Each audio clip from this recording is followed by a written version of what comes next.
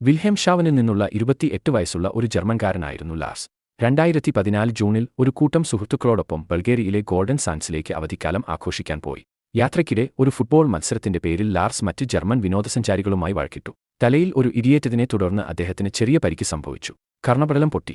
വായുമർദ്ദം കാരണം ഉടൻ പറക്കരുതെന്ന് ഒരു പ്രാദേശിക ഡോക്ടർ ഉപദേശിക്കുകയും സെഫ്രോക്സിം എന്ന ആന്റിബയോട്ടിക് നിർദ്ദേശിക്കുകയും ചെയ്തു. സുഹൃത്തുക്കൾക്ക് പോകേണ്ടി വന്നതിനാൽ അദ്ദേഹം വിമാനത്താവളത്തിനടുത്തുള്ള ഒരു വിലകുറഞ്ഞ ഹോട്ടലിൽ ഒറ്റയ്ക്ക് താമസിച്ചു. ഹോട്ടലിൽ ആയിരിക്കുമ്പോൾ ലാർസ് പരിഭ്രാന്തിയോടെ പെരുമാറാൻ തുടങ്ങി. ഉത്കണ്ഠയോടെയും മന്ത്രിച്ചുകൊണ്ടും അയാൾ അമ്മയെ വിളിച്ചു. തന്നെ പിന്തുടരുന്നുണ്ടെന്നും ആളുകൾ തന്നെ കൊല്ലാൻ ശ്രമിക്കുന്നുണ്ടെന്നും പറഞ്ഞു. ഹോട്ടലിൽ നിന്നുള്ള സുരക്ഷാ ദൃശ്യങ്ങളിൽ അദ്ദേഹം ലോബിയിൽ പരിഭ്രാന്തിയോടെ നടക്കുന്നതും ലിഫ്റ്റിൽ ഒളിച്ചിരിക്കുന്നതും രാത്രിയിൽ ഹോട്ടൽ വിട്ട് പിന്നീട് മടങ്ങുന്നതും കാണിക്കുന്നു. ജൂലൈ 8, 2014 ലാർസ് വീട്ടിലേക്ക് മടങ്ങാൻ വിമാനത്താവളത്തിലേക്ക് പോയി. അന്തിമ പരിശോധനയ്ക്കായി അദ്ദേഹം വിമാനത്താവള ഡോക്ടറെ സന്ദർശിച്ചു. എന്നാൽ കൺസൾട്ടേഷനിടയിൽ എന്തോ ഒന്ന് അദ്ദേഹത്തെ ഭയപ്പെടുത്തി.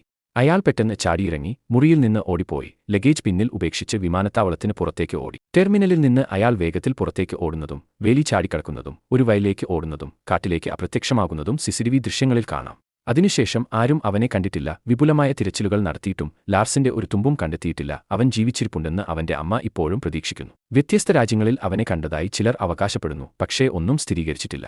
ക്യാമറയിൽ പതിഞ്ഞ ഏറ്റവും ഭയാനകമായ തിരോധാനങ്ങളിൽ ഒന്നാണിത്.